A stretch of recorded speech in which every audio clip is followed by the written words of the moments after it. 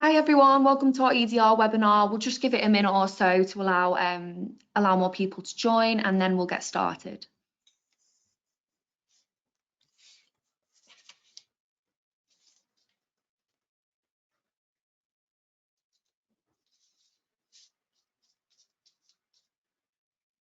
Hi to everyone who's joining at the moment. Welcome to our EDR webinar here. We're just waiting for a few more people to join, and then we'll get straight into it.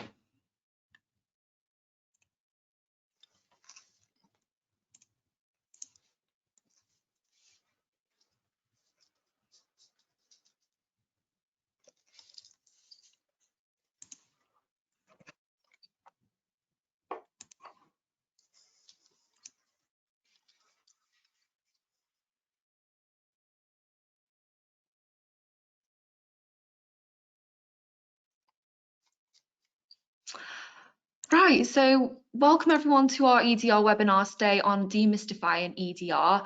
We're going to take a deeper look into endpoint protection systems and also their key capabilities as well. So I'm going to now hand you over to Paul Jack, one of our cybersecurity lead engineers at Claranet Cyber Security, where he's going to talk more about EDR and its protection capabilities. So yeah, I'll just pass over to you, Paul. Thanks, Lizzie. Hi everyone. So thanks for joining me for the webinar today. For those of you who I haven't worked with in the past, I'll just introduce myself quickly. So as Lizzie mentioned, my name is Paul Jack. I'm a cybersecurity lead engineer with Sec1, part of the Claranet Cyber Security group. I've worked here for 17 years, mainly covering technologies such as SIEM, EDR, firewalls, some breach attack simulation, and also MFA. In today's webinar, we're going to discuss the evolution of malware as we head into 2022. We're going to look at some high-profile breaches of the last 12 months. We're also going to look at some endpoint technology definitions. So as vendors shift towards the next gen of technology, we're going to take a look at what those are. We're going to cover some malware detection capabilities, and also I'm going to share with you how to evaluate an EDR solution. Towards the end, we're going to look at an actual live ransomware demo, which I'm going to perform for you guys. And then we're going to also share with you our chosen EDR partner and our EDR services as well.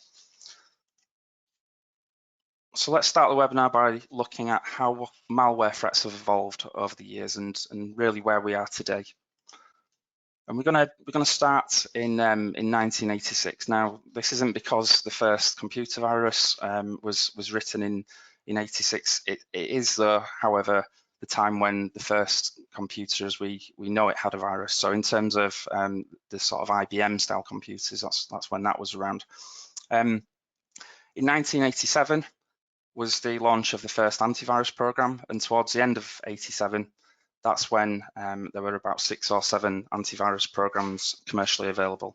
And it's in that year that an American computer scientist called Fred Cohen said that there's no algorithm that can perfectly detect all possible computer viruses. That's something that I'd like you to think about during this webinar as well. Moving on to 1989, that really was the birth of ransomware as we know it. So this happened in the world's AIDS conference, in World Health Organization's AIDS conference in Stockholm, and it was a biologist called Joseph Popp who actually distributed 20,000 floppy disks titled AIDS Information and Introductory Diskettes. So after handing those out at the conference, even back then he was trying to be quite stealthy. The virus would infect the computer, but only after 90 reboots would it actually encrypt any files. From that point, in terms of how he then received the payment, it was actually a PO box that he purchased in Panama, where he told all of the victims to send $189 to that PO box. Moving on to the year 2000, there was the love letter virus. So this was really the first sort of POC for targeted social engineering. It would use the victim's address book to find the next victims, and the email subject was "I love you," and it was actually a Visual Basic file rather than the sort of macro viruses that you would have in the past that were sent. But this Visual Basic file was titled "Love Letter for You." And in a generation and a time where people weren't really familiar with phishing attacks, it proved too enticing for over 10 million users who were infected by this. Moving on to 2001, we had Code Red, which was pretty much known as the first ever Fireless malware. So this exploited a buffer overflow in IIS and allowed it to write commands to execute commands into memory. And I'll cover Fireless malware a little bit as we move forward in a bit more detail. So moving on to 2008, it was really a game changer for the world of ransomware. So gone are the days of PO boxes in Panama and Western Union transfers, and hello to anonymous Bitcoin transfers. And that really supercharged the industry and turned it into a professional, well-organized industry that it is today. Over the coming years, cyber attacks increased. They became more sophisticated, more lucrative. And unfortunately, over in the right-hand side, the picture as it is today is not looking too great either. The barriers to entry have certainly been lowered. We've got ransomware as a service, to the point where people can actually sign up as a subscription. They can also allow the creator to receive a percentage of the ransom that's paid as well if the successful attack receives the cash. And these come in different forms. So you have open RAS. This is the lowest barrier to entry, really. This is where anyone can go on the dark web and sign up to a subscription. You've got closed RAS, which is essentially saying that the writers of ransomware check out the potential subscribers to make sure that that they check out and they're not going to lead them back to maybe the FBI. And then you've got lone wolves, and lone wolves are basically part-time ransomware creators, and they will use off-the-shelf products to carry out their encryption tasks. So towards moving into 2021, what we're seeing is ransomware plus data leak threats as a bundle now as well. So it's not just a case of enough insult to injury by encrypting files and causing disruption, but we're also threatening companies with a data leak if they refuse to pay. In 2021, saw the largest ransom ever paid, and that was by CNA Financial. They paid $40 million. And also we've seen a rise in supply chain attacks as well. So as I mentioned there, supply chain attacks, unfortunately, it's another method which has been on the rise in 2021. And if you're not familiar with the concept, essentially, you might have an attacker that wants to target a specific organization. Maybe that target organization has quite a mature security posture, and maybe they're quite difficult to breach. So what they will do instead is they will attack a third-party vendor. That's maybe somebody that's part of the target organization's supply chain. And this could be through the sharing of hardware, it could be through the sharing of software, or it could even be common data that's shared between the two parties. And the best example to give you of this was the SolarWinds Orion breach back in December 2020. Now, obviously, they're a large organization. They've got thousands and thousands of customers. And the SolarWinds Orion product was a network monitoring tool, which was essentially attacked through a patch, which was it had a backdoor inserted into that patch, which meant that when all of their customers then went to download the latest update, a backdoor was then inserted into the target organizations, and this obviously shows the difficulty of defending against these types of attacks, because you essentially have to look at the entire supply chain. That's increasingly difficult, especially when you're looking at maybe the exchange breach in February 2021. If you're using Exchange or using any Microsoft products, that is essentially part of your supply chain as well. So it's very difficult to defend against those types of attacks. So I mentioned earlier the term Fireless malware. So Fireless malware, I'm going to use Equifax as an example here. So back in 2017, Equifax were breached, and the method that was used by the attackers was a Fireless malware attack. As you can see on the left there, it had quite an impact. There was 149 million records stolen just from the records in the Americas alone. But the idea behind a fileless malware attack, if you're not familiar, is that it will actually exploit a vulnerability in another system first. So in this case, it was an Apache server that had an Apache struts vulnerability. And then the attackers would use that compromise to then remotely execute commands. So an easy way of looking at this from a typical end user point of view would be that a user clicks on a link in an email. That will load up a website that's running Flash, and there'll be a vulnerability on the end user's machine in Flash Player, for example, which will allow the exploit to launch shellcode, which in turn launches PowerShell with a command line available.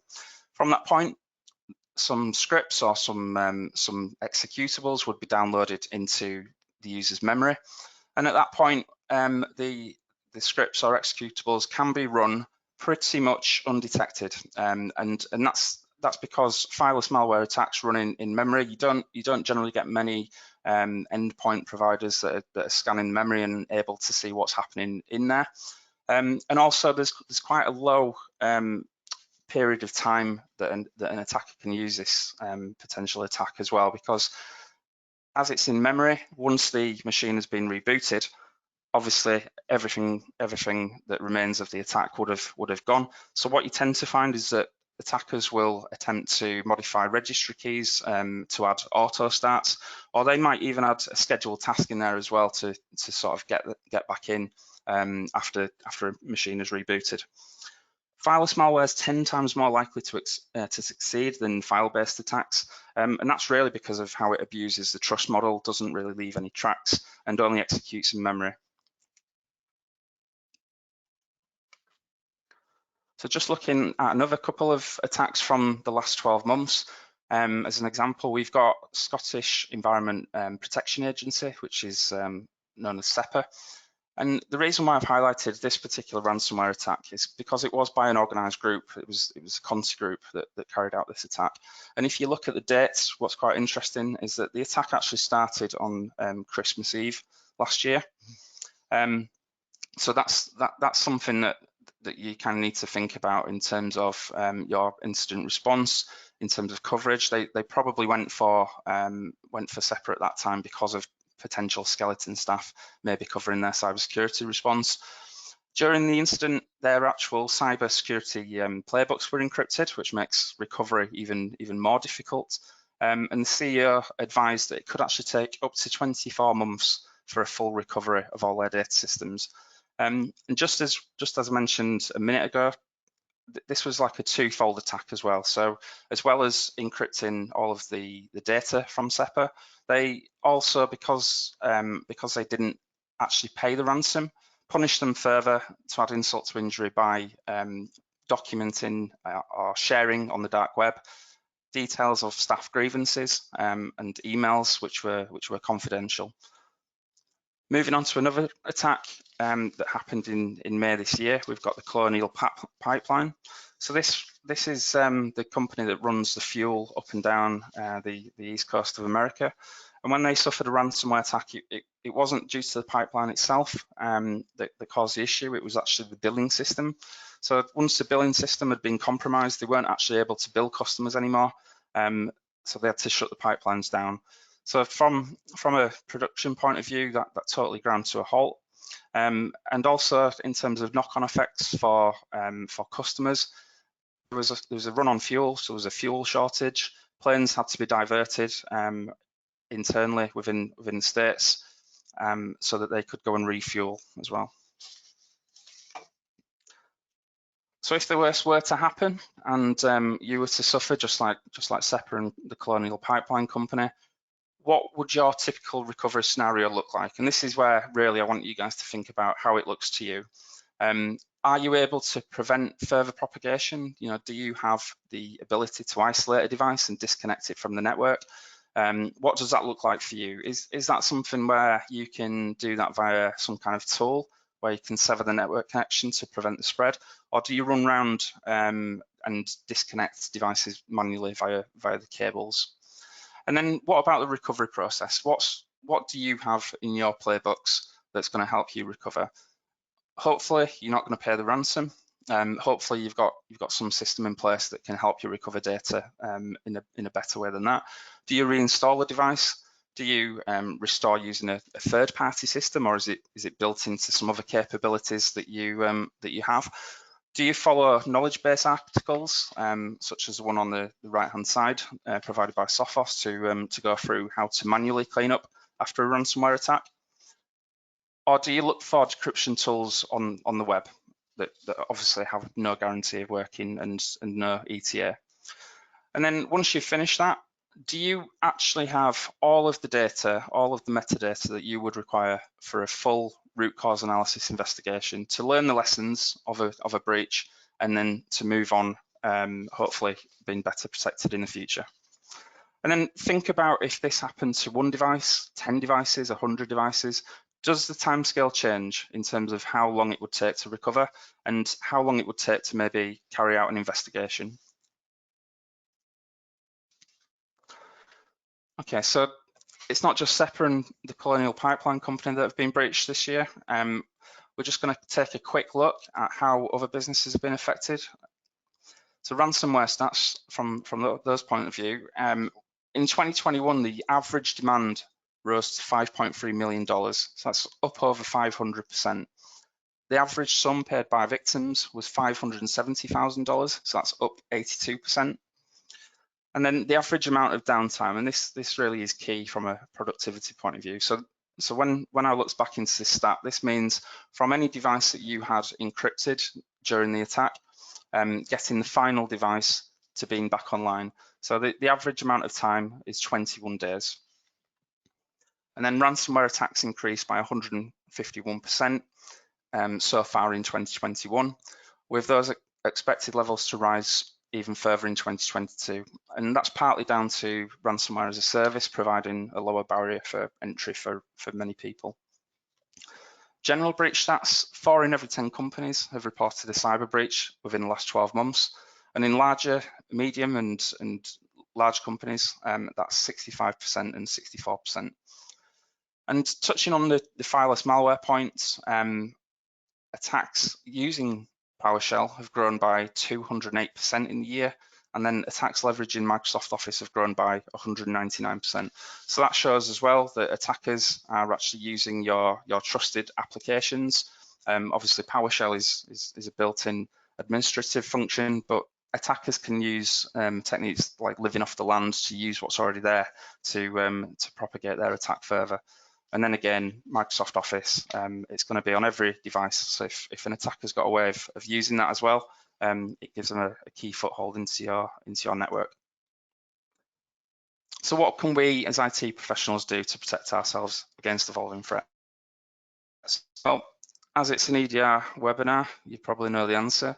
But what I'm going to do is just cover a few definitions of the EDR market. And the reason why I want to cover it at this point is also to highlight the term next gen. So with my background working in different areas of cybersecurity and certainly firewalls in the past as well, you hear this term next gen bandied around, and generally it's probably every 5 to 7 years that you hear that. And the reason why vendors start using that term of next gen is because something fundamental within their systems will have changed, and they will start doing things a little bit differently as we go forward. So I just want to look at the past really in terms of definition. So firstly, we've got EPP. So EPP is endpoint protection, and it's the closest that you would get to sort of legacy AV systems. It relied really on signature technology for detection. It would use sandboxing technology, and then when it sees a threat, it would go and kill it. It didn't really have any telemetry. There was no real possibility of a deep dive and an investigation into what's actually happened. It was more a case of I'll see it and I'll kill it. Then we've got EDR technology, which is to the side. So we've got EDR Wave 1, and this was more a flight box recorder. So it's going to collect all of the telemetry data, and it's going to say, we'll give you all of that information and you decide whether it's bad or whether it's good. Essentially, the model didn't really work because it was too much data for any analyst or even analyst team to decide whether a threat was good or bad. And then after that, they had to go and carry out the mitigations manually as well. So that brings us on to EDR Wave 2. So essentially this is the convergence of EPP and EDR solutions, bringing really what was at the time the best of each solution together. So it resulted in increased efficacy, upgraded detection engines were introduced as well. And at this point, it would automatically remediate a threat as it's been detected, and it would provide all of the metadata that the product was capable of extracting, albeit in an unstructured format. So I'll talk about this term next gen. So where we are pretty much at the moment is vendors are moving across to the right-hand side of the page. Legacy kind of AV and endpoint at the moment generally lives around here. So I'm going to introduce this term to you called active EDR because that's where the industry is certainly going. And that's to provide everything that EDR Wave 2 provides, but also to provide joined up and contextual metadata, which leads to intelligent decision making.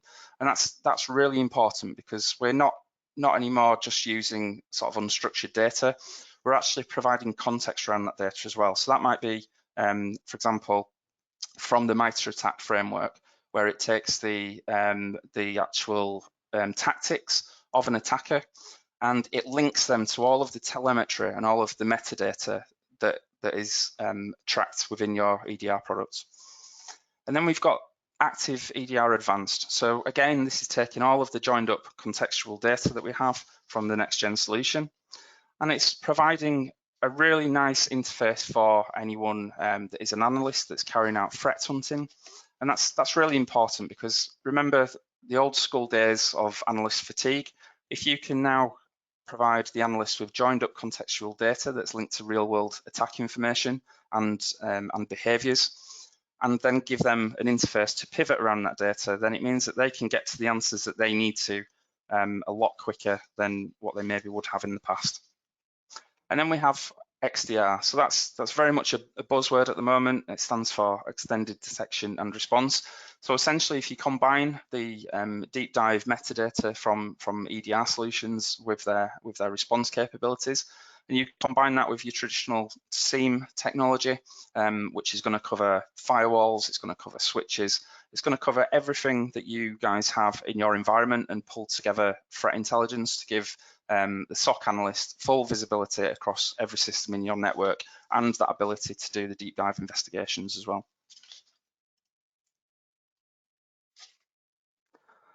Okay, so we introduced the term active EDR. Now, I want to try and just show what that theory would look like in the real world. So many of you might remember in 2015, there was one of the largest heists in UK history. It was a Garden Heist down in London. Hopefully this is a story that a lot of you remember. There were actually 3 films released about this. So hopefully you guys should know the storyline. But essentially, if we're looking at taking active EDR into the real world, into that story, what we're kind of saying is you can have lots of singular events which happen. And in this example, let's say that the robbers are in the cybersecurity world, they're the malicious actors. So in this instance, person one of the robbers, parks his car outside the Hatton Garden safety deposit box and sits there for an hour. Person 2 then arrives by bus, walks around the perimeter of the building, takes some photos. Okay, that could be normal. Both of those things could be normal. Person 3, who's then an alarm expert, downloads the specs and the design documents for the building's alarm system. Now again, it could be normal. He's an alarm expert. He needs access to those types of documentation. He could be doing a job. Then event 4 happens where they all meet together for a pint in the local pub. Well, at this point, if you had contextual joined up information and you linked it to something like the MITRE ATT&CK framework, you could say that this is actually reconnaissance. And as it turns out, it was, and this was the results. They managed to break into the vault and they managed to make away with £14 million. So let's turn that concept back to in the cybersecurity world. So we could have, for example, a spreadsheet which contains a macro. Okay, well that's normal. Spreadsheets do contain macros, and not all of them contain viruses. Some have real world usage. It's not all bad. And then event number 2 is a macro update is applied to change the currency exchange rate within the Excel spreadsheet. So again, that's normal. That's using macros as you would usually expect them to be used. But then event number 3 is that the macro then launches PowerShell. And event number 4 is PowerShell downloads and executes a payload to memory. So event 3 and 4, obviously that's not normal for an Excel spreadsheet, and that shouldn't be happening. So if you have an EDR solution that can track the behavior and actually knows whether the behavior is normal for an application or even a built-in application on your machine, and you can then provide this type of context from MITRE saying that this would be, PowerShell execution, this could be evasion, this could be exploitation, and then you can provide this type of information to either the products, the EDR solution that you're using to make then an intelligent decision. You're going to have better results. And the same goes as well if you're providing this type of information to a security analyst as well. Context is key, and that's the main point really there. So when we look at how threats have evolved, we've looked at 2 really disruptive types of malware, how they've affected organizations in recent years, and the different endpoint technology types that we have available. How do we then go about evaluating a product for the future that's going to help protect us against these sophisticated and evolving threats? Well, that's the endpoint detection market at the moment. So if you are really looking for a tick box exercise and you just need to say, I have an endpoint solution to kind of meet an auditor's requirements, then there you go, pick one. Because all of those are endpoint solutions and they will all meet that requirement. But how do we really go about evaluating and making sure that we can defend against the threats of today? Well, the first thing to do is to look under the hood. What type of technology is it actually utilizing? What capabilities does it have from a defensive point of view? So if we look back at what we could consider as being legacy these days, we've got methods such as signatures, which match a file hash, have some kind of identifier that's been released. But in terms of their coverage, quite small really these days. Known malware, the strain must have been identified previously. And in terms of weaknesses, well, you can list them. I've put a few examples up there. Polymorphism is one of them, where malware just changes its files every time it changes its structure. APTs, Fireless malware, it's not really going to do very well against those, and it's going to require constant updates to receive the definitions. Application whitelisting is another function that could be in use on an endpoint system, and this is essentially the old doorman working on a nightclub. If you're not on the list, then you're not coming in. Now, that would be great in terms of allowing applications that you just want to allow on your network to run. But as we've seen with the Fireless malware attacks, they will actually leverage applications that's already trusted, and they will use vulnerabilities within those applications to further the progress across your estate and your network. The next legacy or part legacy detection method is sandboxing. So this involves taking the file, sending it to a virtual environment, and then speeding up time. So if you can speed up time, maybe 30 days in 3 minutes, then hopefully you can monitor the behavior of the particular malware, and then you can report back to the operating system to allow it to be aware of a potential attack that happened. Now, it's good for finding APTs, types of malware which are quite evasive and stealthy. Certainly polymorphic malware, because it is going to look at the behavior that executes on that sandbox system. But the problem with it is it can, depending on how the technology has been deployed, it can provide mitigation delays. So if you're live on the web, if you're browsing, you're not going to add a 3-minute delay before you allow the content to load. I've seen systems in the past where they will give you an email, maybe 3 minutes later, that say, actually, that was an APT and you now need to go and mitigate against it.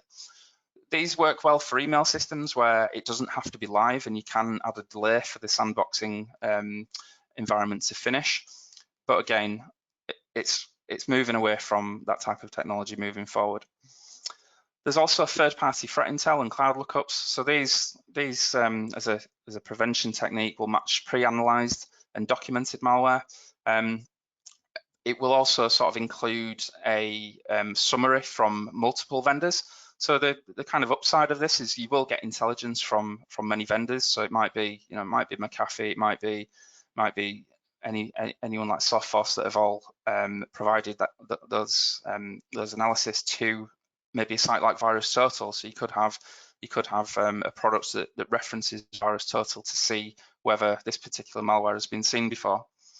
From a mitigation coverage, as I mentioned there, mainly known malware. It's not really going to cover unsophisticated.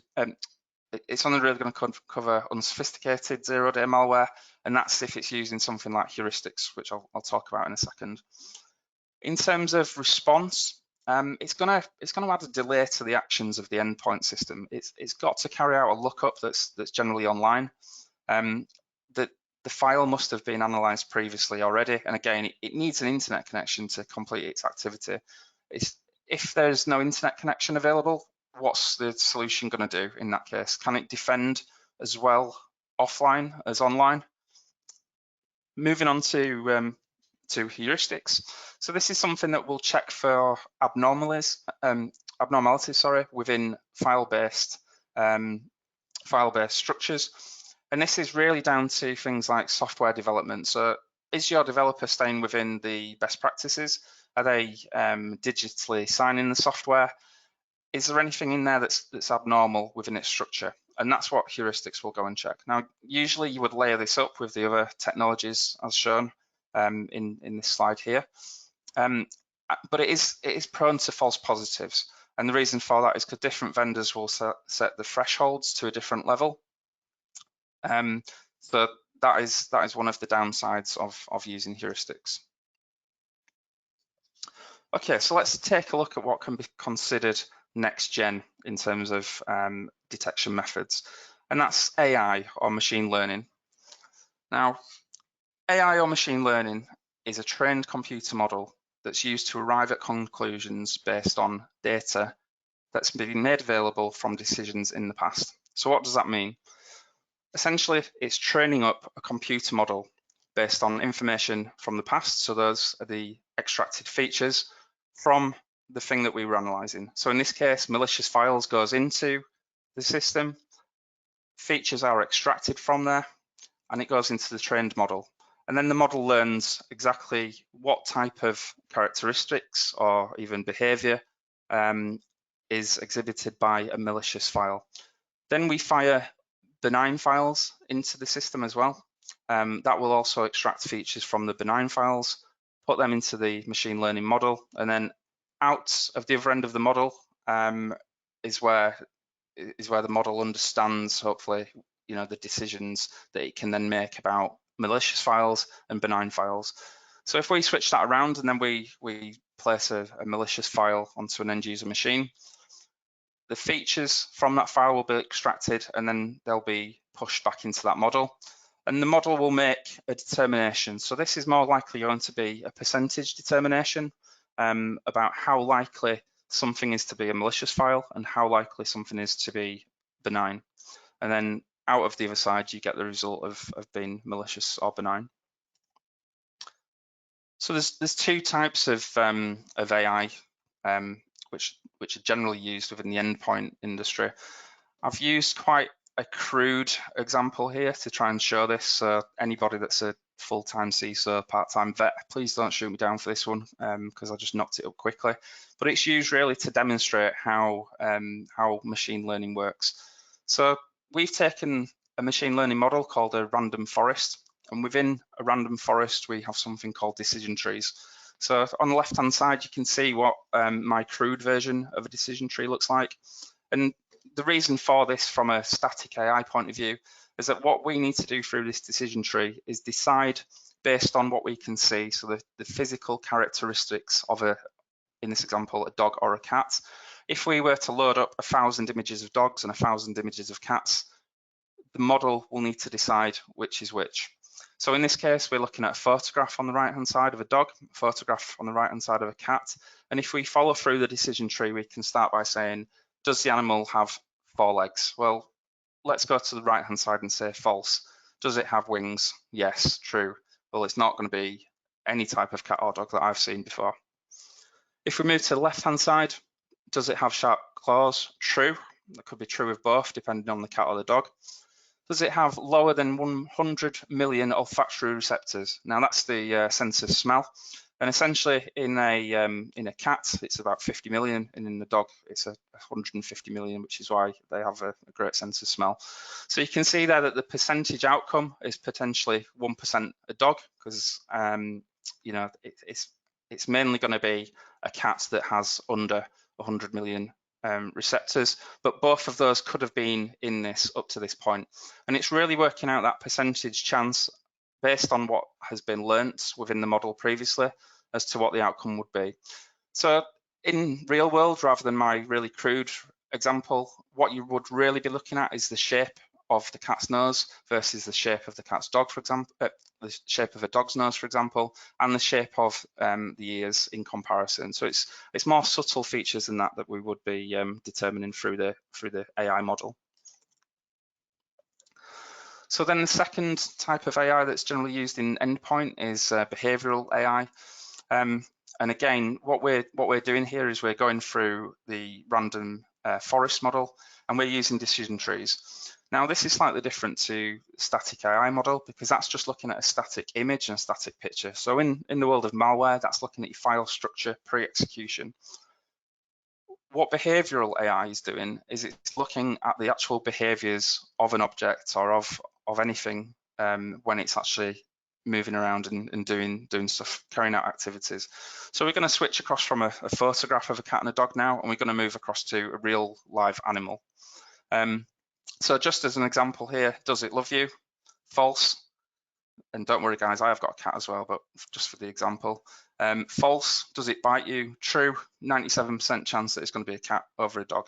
Moving to the left-hand side, does it love you? True. Does it find objects through sense of smell? Does it attack without any sort of warning?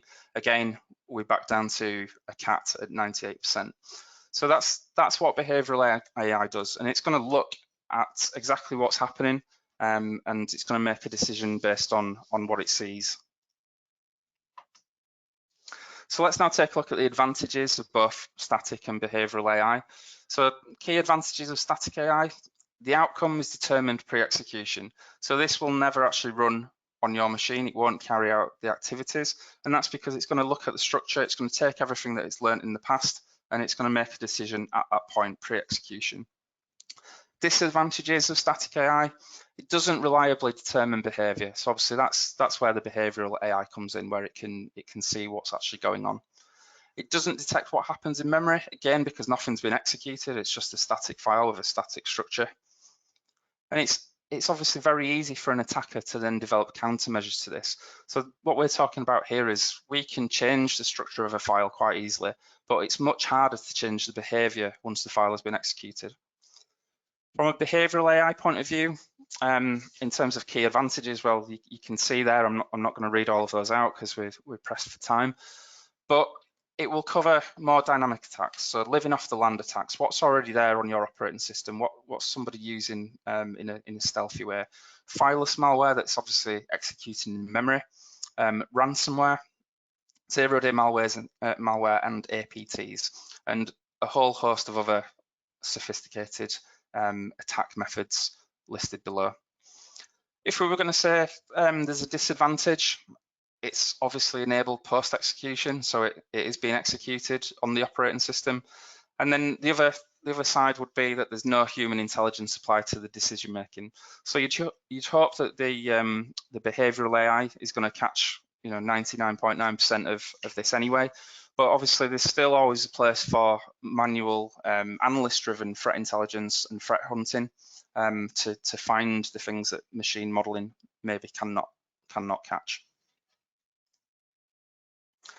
Okay, so let's talk about another key factor, really.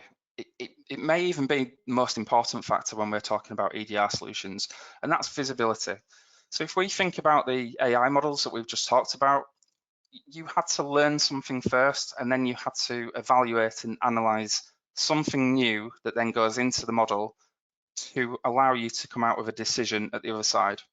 So from a visibility technique point of view, if we have a system that is just looking at on disk write and only when a file is written to disk, then it's not going to be able to analyze things which are executed in memory. It's not going to be able to see that type of stuff. So that's really going to have a negative impact on the machine learning model, plus also any other legacy detection engines that we are also maybe utilizing in certain products. So then we've got this concept of process injection. So what is process injection? Well, it's kind of what it says on the tin. If you have an endpoint solution which can inject itself into every process on the end user device or the server or any system that it's protecting, it means that it can actually see what's happening. It can see all of the processes that are created, all of the calls that they make, and that's even including within applications or scripts which are actually executed within the RAM, so within the memory. So usually that's the destination of a Fireless attack. On top of that, given that it can see every single process and it can see all of the metadata, such as the connections that it's making, these can be extracted for analysis and chained up and linked with contextual information, such as the MITRE ATT&CK framework TTPs.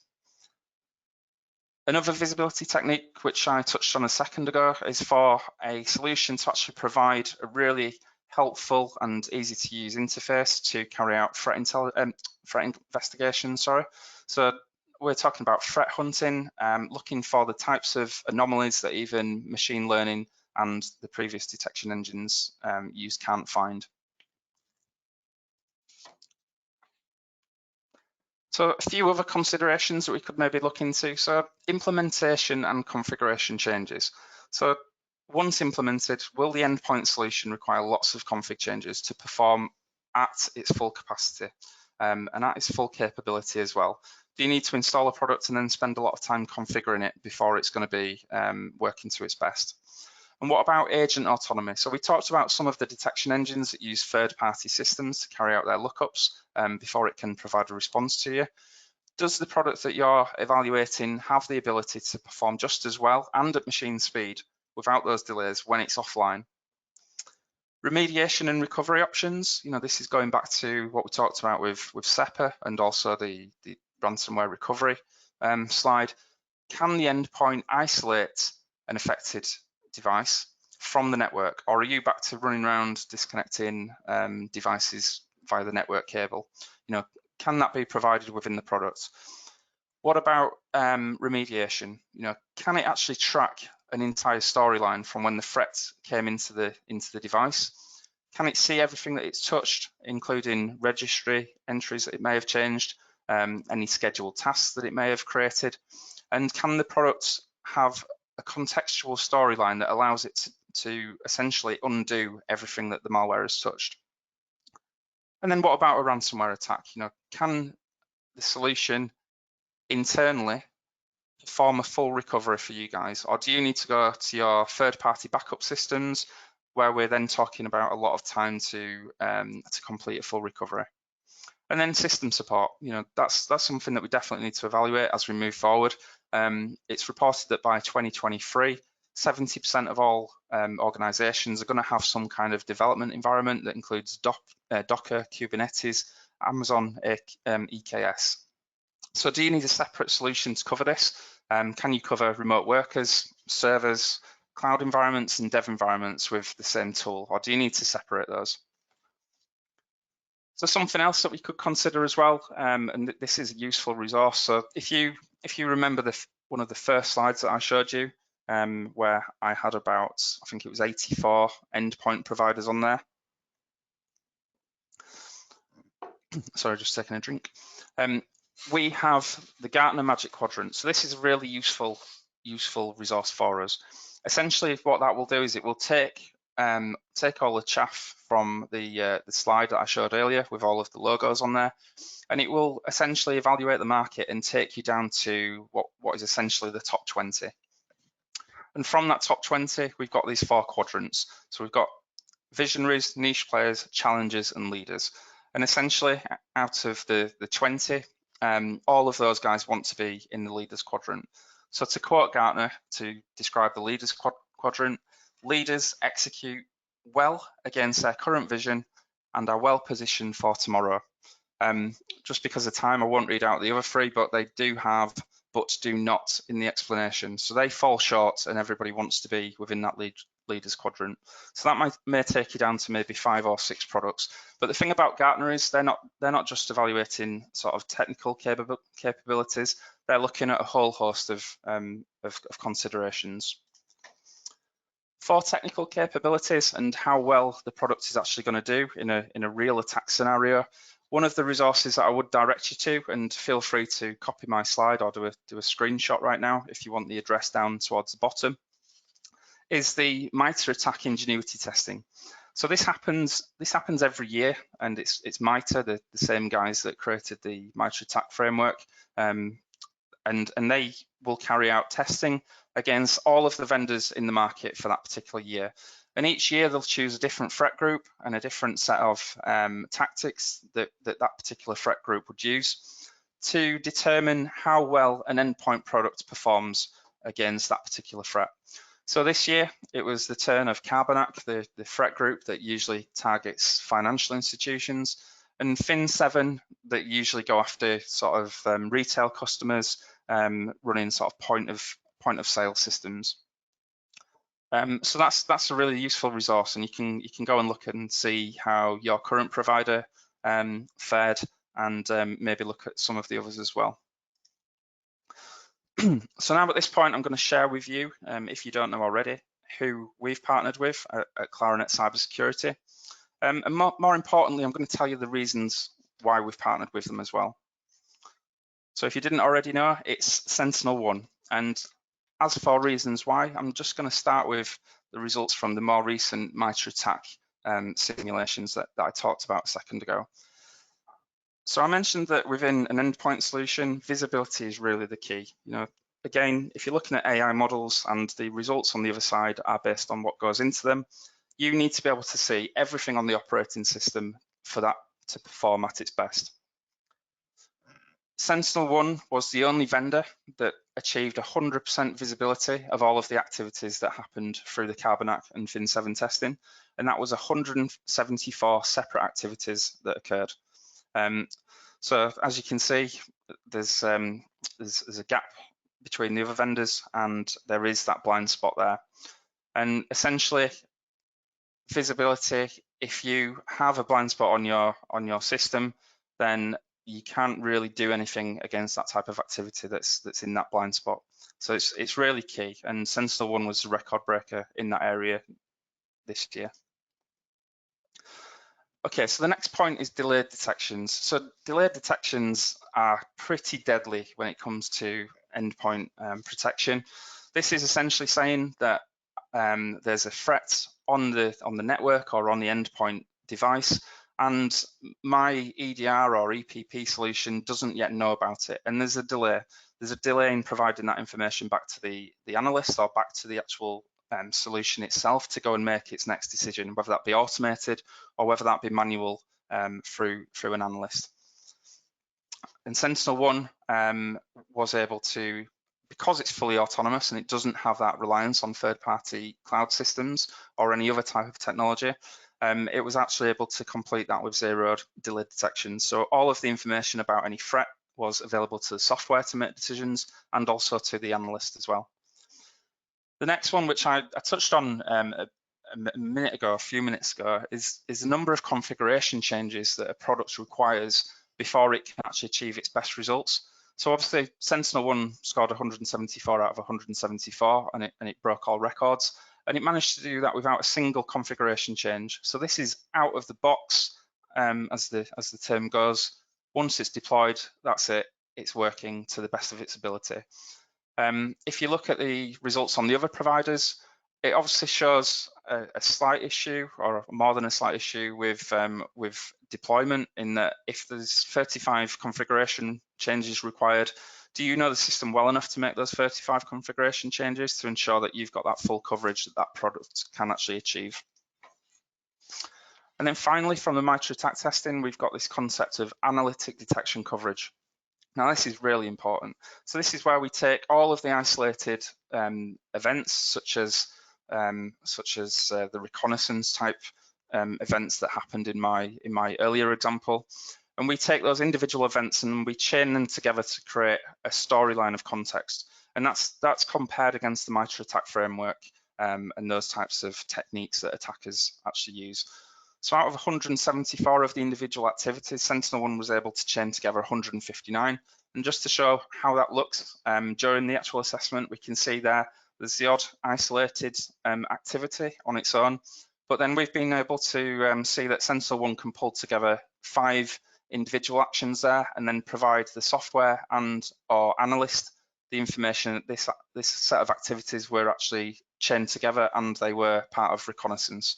Same again with PowerShell abuse and screen captures, and the list goes on.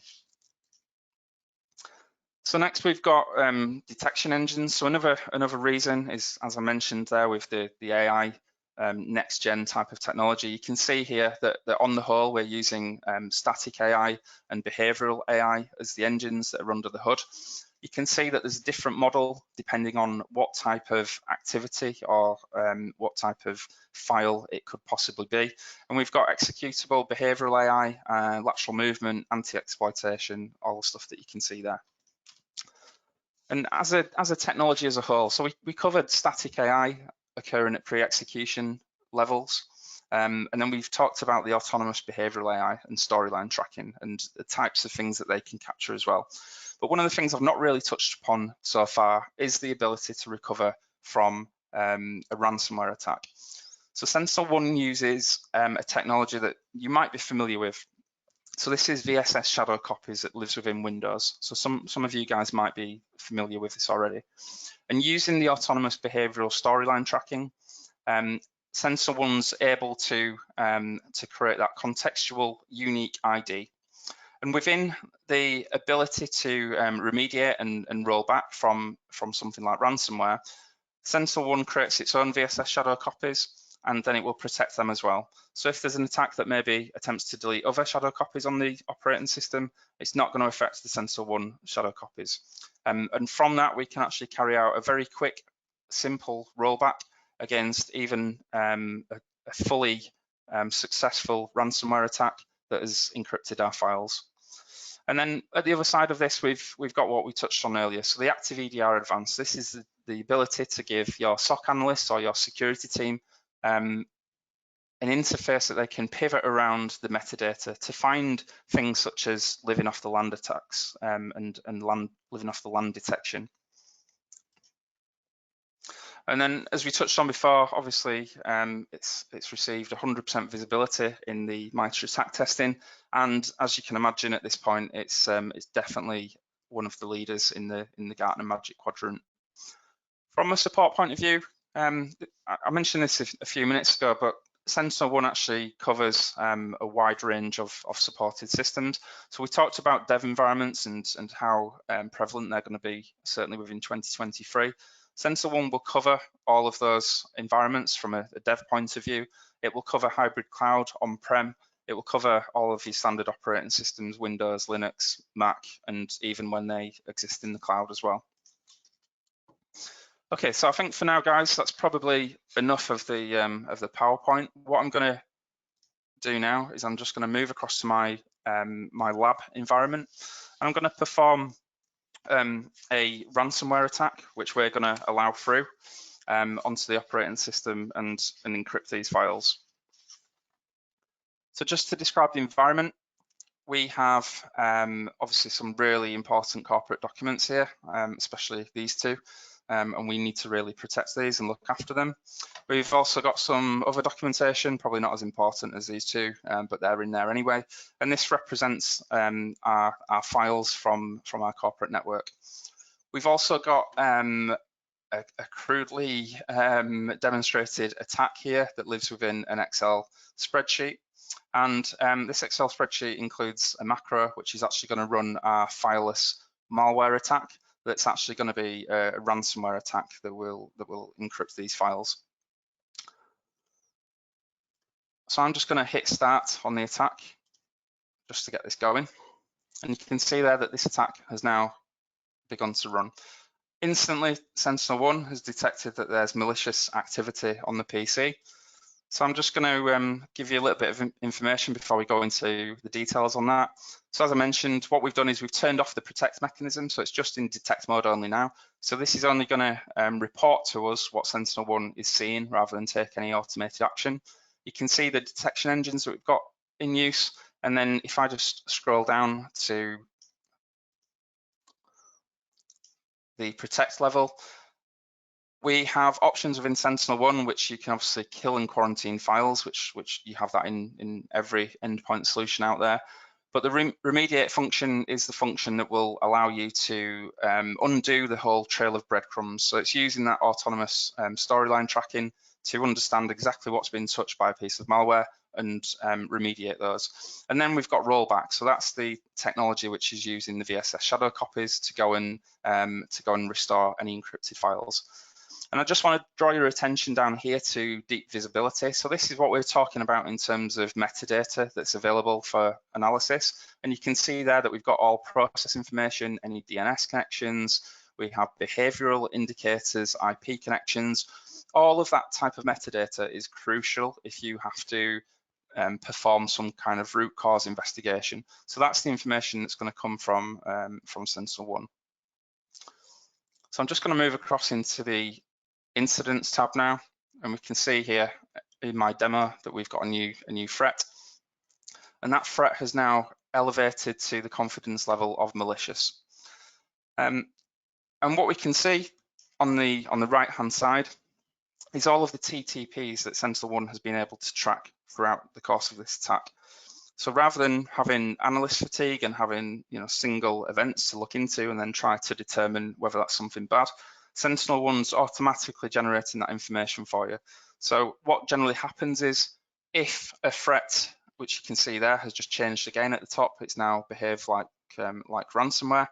But generally, if a threat gets this far into its execution, it's going to flag as suspicious. The further on it goes with more suspicious activities, it's then going to change into being malicious.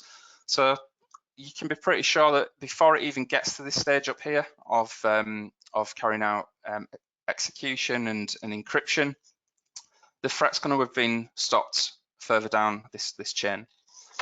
So just to go in and let me just check actually.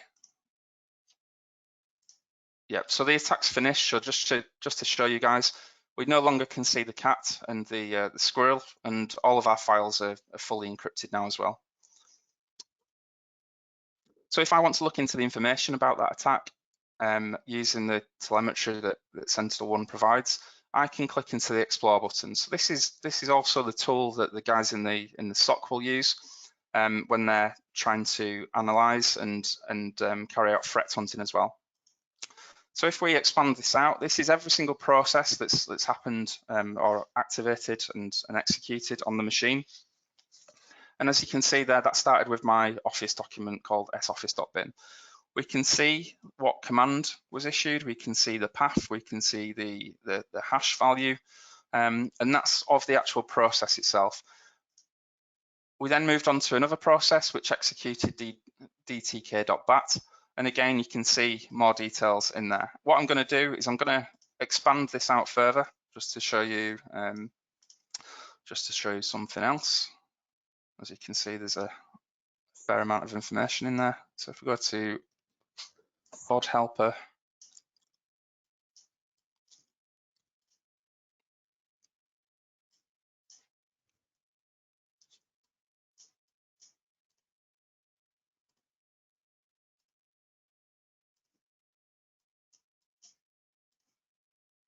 okay, I need to refresh this page one sec.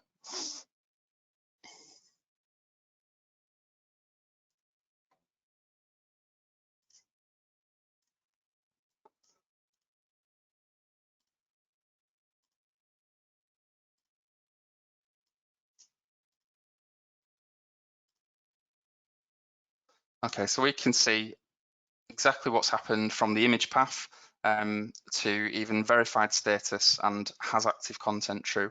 So this is the type of information that the guys in the SOC will be able to look at, and they'll be able to use that for any type of investigations which require an analyst to look into. Apologies for the delay on that one. I was looking at the wrong fodhelper.exe. That was the reason for the delay. What I wanted to show you was the vssadmin.exe, which within this particular process, you can see it's come from cmd.exe. It's launching vssadmin.exe. And within there, we can see this command line that's been issued. So it's deleting all shadow copies. So that's the attempt to remove all of the previous backups that you guys have on your system. And that's what more advanced malware will do. We can see the timeline where the threat was changed from suspicious up to malicious. And that's obviously as additional TTPs added to the attack. So looking up here now, it looks like the attack is fully completed, and we've got a full history of what's been going on. And each of these is actually linked to the MITRE ATT&CK framework website as well. And from the point of view of us actually trying to get our files back, this is really the power within SentinelOne. So if you think about all of the scenarios that we've covered today, and we want to restore files, what we can do is the first thing that we could do is we could isolate the device from the network just by using the switch on the previous page. And then to actually restore the files, we only need to go to mitigate action, click on the rollback function, mark as resolved, and hit true positive. And at this point, we're going to click apply. And then it's going to initiate the rollback. And as you can see there, we now have our files fully decrypted, which, although they've just been fully restored from the SentinelOne VSS shadow copies. So that's how we can roll back really quickly. And if you think about your current recovery scenario versus what we can do there and do there quickly across multiple machines, that's part of the reason why we've partnered with SentinelOne. Okay, so I've got a few more slides left to cover, guys. So obviously we're talking about a complex and really sort of next gen EDR solution that's providing lots of metadata. There's going to be suspicious activities which will need investigating, and that brings around a few management challenges from the next gen EDR solutions. So from an internal IT and internal security team point of view, does your team have the time to review these suspicious alerts, given that there's so much metadata that I showed you available in these products now? Does your team have the skills that are required to perform these investigations properly and, crucially, make the correct decisions? Do they have the skills to carry out threat hunting? And then finally, as well, if you're thinking about the SEPA breach, do you have the budget and the resource to cover your organization 24/7 so that you can respond all year round to any suspicious activity that may be occurring? Well, the good news is from your point of view that whether you're a large or a small IT security team, you don't really have to. You don't have to have that budget. You don't have to have those resources, because you can leverage Claranet Cyber Security's own SOC, and we provide a managed EDR service to our customers, and we can take control of management for every part of the system for you. And crucially, that's including the SOC team that are going to be there 24/7 if an incident occurs. So that's going to be at 3 o'clock in the morning, when all your team may be in bed. Our guys can be there to respond, even if it's a false positive. That threat will have been first analysed. So starting in the bottom left-hand corner here, we have all of the operating systems that SentinelOne can cover. And that's determined with an agent that's deployed to the device. Any abnormalities or alarms will go up this chain, arrive in our security operations center, and those will be triaged by our team of SOC analysts.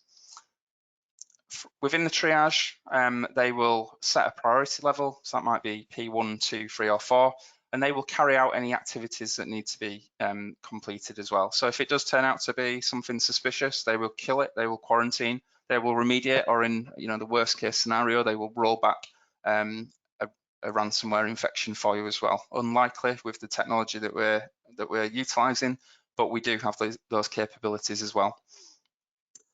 On top of that, we also provide monthly security reports and a quarterly service review.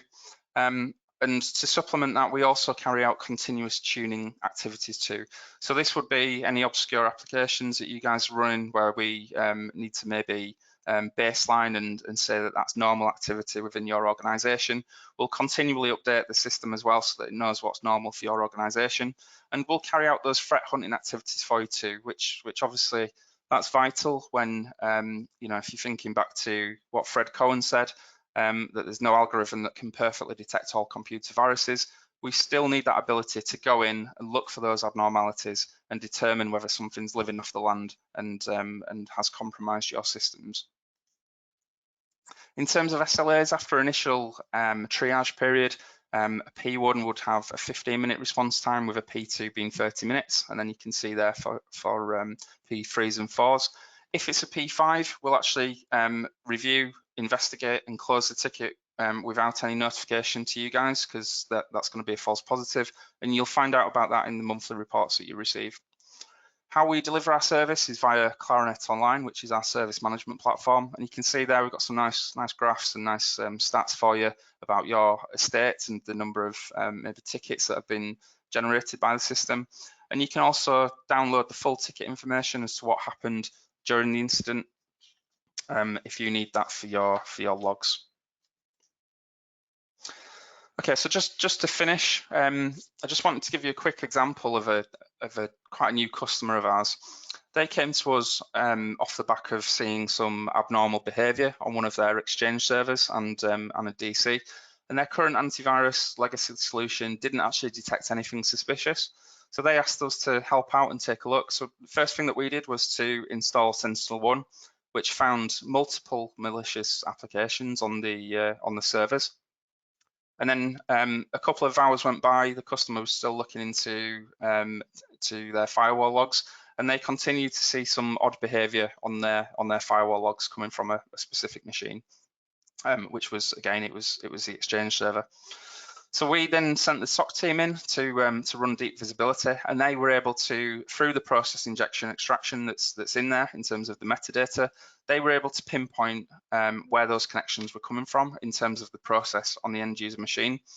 And what was found is that 2 legitimate vendor tools had been installed into a temp directory. Now, the problem comes around where these tools were actually legitimate, and the config file from those legitimate tools had been modified in a malicious way. The way that this had happened is it was actually off the back of the Hafnium vulnerability, where the attacker had managed to download 2 legitimate tools and get them into the temp directory. Obviously, the tools were legitimate, so the AI modeling and previous detection engines weren't actually able to see what was going on with this one, because it was an application that works as it's really meant to, but the config file had been manipulated. And the software itself was actually just meant to provide RDP access to local admins.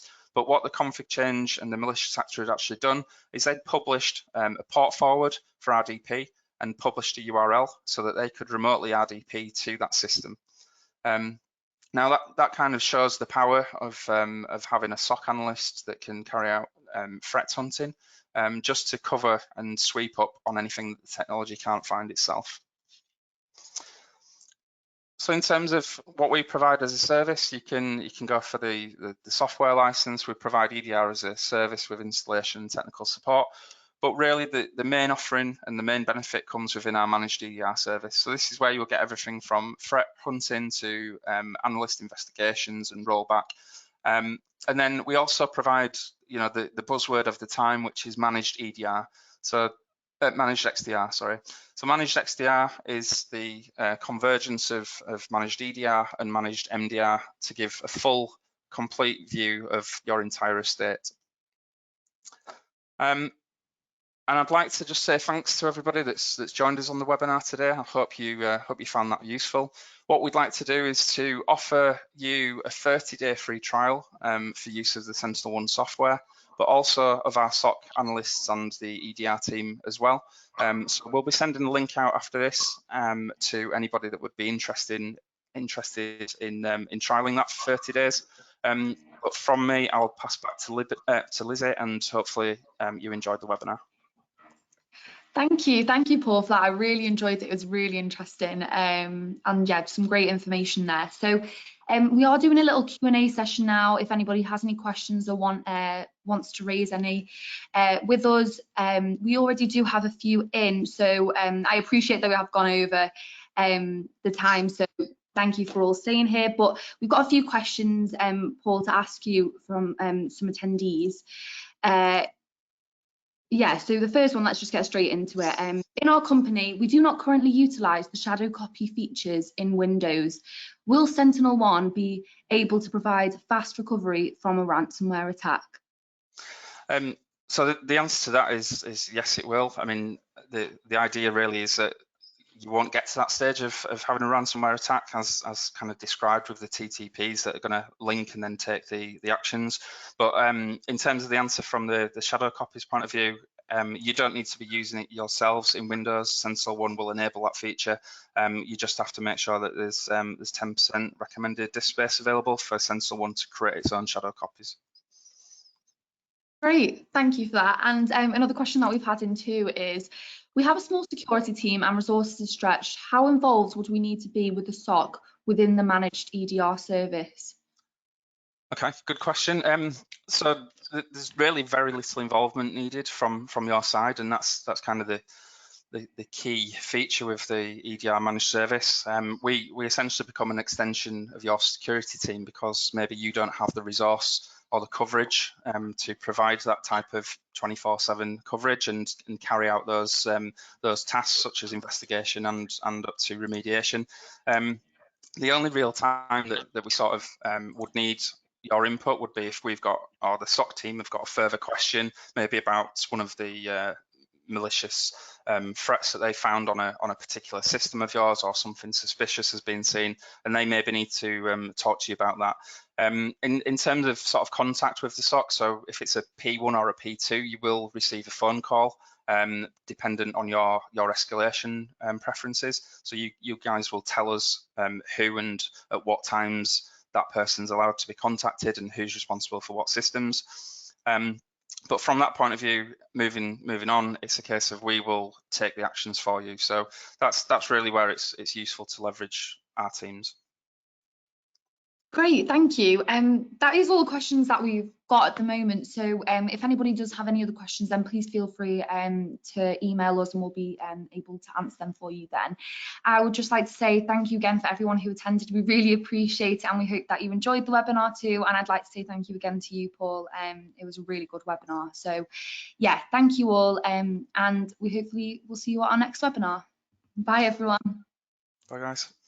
Bye.